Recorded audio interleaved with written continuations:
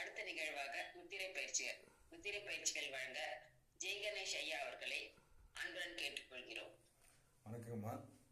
இன்றைக்கி நம்ம முத்திரை பயிற்சியில் பார்த்தீங்கன்னா பஞ்சபூத தியானம் செய்யும் போது நாம் எப்படி முத்திரையில் வைத்துக்கிறது அப்படிங்கிறத பார்க்க போகிறோம். இன்னைக்கு காலை வேலை ரிசியாக கொடுத்தா இல்லைங்களா, அந்த பஞ்சபூத தியானத்தை நீங்கள் செய்கிறப்போ முத்திரை வச்சுக்கலாம். தனியாகவும் இந்த முத்திரையை நீங்கள் பயன்படுத்தினீங்கன்னா உங்களுக்கு இந்த பிரபஞ்ச ஆற்றல் கிடைக்கிறது. பஞ்சபூத தியானம் மட்டும் இல்லை, அதுக்குரிய கிரகத்தோடைய ஆற்றலும் உங்களுக்கு கிடைக்கிறது. அப்படி கிரகத்தோடைய ஆற்றல் கிடைக்கிறதுக்காக நீங்கள் 5 விரலில் முன்னோர்களும் சித்தர்கள்லாம் பார்த்தீங்கன்னா கிரக சக்திகள் எப்படி வேலை செய்யணும்னு சொல்லியிருக்கிறாங்க. அதில் கட்டை விரல் சுக்கிரன் கிரகத்திற்கான சக்தி நிலைப்பாடு கொடுக்குன்னு சொல்லியிருக்கிறாங்க. ஆள்காட்டி விரல் அப்படிங்கிறது நமக்கு குரு மற்றும் செவ்வாய் சக்தியை கொடுக்குறதா சொல்லியிருக்கிறாங்க. அப்புறம் நடுவிரல் அப்படிங்கிறது உங்களுக்கு சனி பகவானுடைய சக்தியை கொடுக்குதுன்னு சொல்லியிருக்கிறாங்க. மோதிர விரல் அப்படிங்கிறது உங்களுக்கு சூரிய சக்தியை கொடுக்கக்கூடியதாக இருக்குது அப்படின்னு சொல்லியிருக்காங்க. சுண்டு விரலுங்கிறது சந்திரன் மற்றும் புதனுடைய சக்தியை கொடுக்கக்கூடியதாக இருக்குன்னு சொல்லியிருக்கிறாங்க. இப்படி 5 விரல் மூலமாக 7 கோள்கள் இருக்குன்னு சொல்லியிருக்காங்க. அப்போ ராகுகேதுக்கு என்ன பண்ணுறதும் போது நீங்கள் ராகுகேது மற்ற எந்த கோள்களாக இருந்தாலும் சரி, இந்த 7 கோள்களாக இருந்தாலும் சரி, அந்த கோள்களுடைய சக்தியை பெறுவதற்கு நம்ம இப்படி உள்ளங்கை வச்சுட்டோம்னா அனைத்து விதமான சக்திகளும் நமக்குள்ள கிடைக்க தொடங்கிடும். சரிங்களா? சூரிய சக்தி கிடைக்க நம்ம மோதிர விரலை நீட்டிக்கணும். நீட்டிட்டு அந்த மோதிர விரல் பார்த்திங்கன்னா மடிமேல் விரல் வச்சுக்கணும். அதாவது 3 விரலை மடைக்கு உள்ளே வச்சுட்டு மோதிரம் நீட்டிட்டு இந்த கட்டை விரலை சைடில் வச்சுக்கிட்டு இந்த மடிமேல் வச்சு உட்காந்திங்கன்னா உங்களுக்கு சூரிய சக்தி கிடைப்பதற்கான வாய்ப்பு கிடைக்கும். ஆற்றலை பெறுவதற்காக உங்களுடைய சுண்டு விரலை நீட்டி வச்சுக்கணும். சுண்டு விரலை இப்படி நீட்டி வச்சுக்கிறீங்க.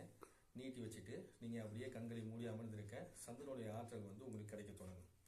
அதன் பிறகு செவ்வாயுடைய ஆற்றலை பெறுவதற்கு உங்களுடைய ஆள்காட்டி விரலை இப்படி நீட்டி வச்சுக்கணும். இப்படி நீட்டி வச்சுக்கணும். இது எல்லாத்தையும் மடியில் இப்படி வச்சுக்கிறீங்க. சரிங்களா? இப்படி மேலே இல்லை, இப்படி மடியில் வச்சுக்கிறீங்க.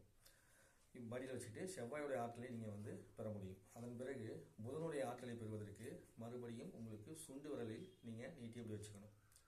புதனுடைய ஆற்றல் பெற்ற பிறகு நமக்கு குருவுடைய ஆற்றலை பெற வேண்டும். அந்த குருவுடைய ஆற்றலை பெறுவதற்கு ஆள்காட்டி விரலை நாம் நீட்டி வச்சுக்கிறோம். சுக்கிரனுடைய ஆற்றலை பெறுவதற்கு அப்படியே கைகளை மடக்கி கட்டை விரலை இப்படி நீட்டி நீங்கள் மடி மேலே வச்சுக்கிறீங்க.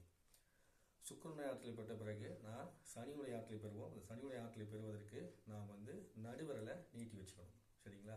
இப்படி நேரம் நீட்டி வச்சோம்னா ஒரு தவறான வார்த்தை மாதிரி தெரியும். மடியில் வச்சுக்கிட்டிங்கன்னா உங்களுக்கு பலம். ஏன்னா இது நன்மைக்காக சொல்லப்பட்டது. தவறான வார்த்தைகளை வெளியே சிரிக்க வச்சுருக்காங்க. சரிங்களா? ஸோ சனியுடைய ஆற்றலை பெறுவதற்கு நடுவரில் நீட்டி வச்சுக்கிறீங்க.